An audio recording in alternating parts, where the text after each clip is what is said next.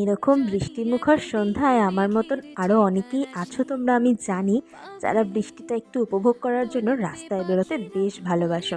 তো basically off day ছিল, বর আমাকে সাথে নিয়ে চলে গেছিলো ঘুরতে। তো মোড়টা দেখেই বুঝতে পারছো, পার্ক স্ট্রিট।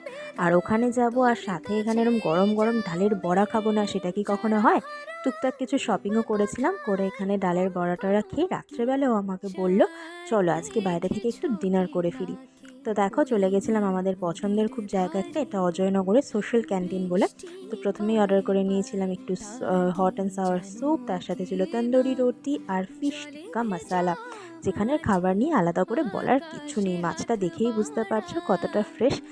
তো কারা কারা এরকম একটুখানি নিজেদের মধ্যে সময় কাটাতে ভালোবাসো, স্পেশালি বর্ষার সময়, অবশ্যই কমেন্টে আমাকে জানিও। আর আজকে ভিডিওটা কেমন লাগলো, যদি ভিডিওটা ভালো লাগে অবশ্যই কমেন্টে একটা রেড হার্ট দিয়ে দিও। আজকের জন্য এটুকুই, দেখা হচ্ছে খুব তাড়াতাড়ি।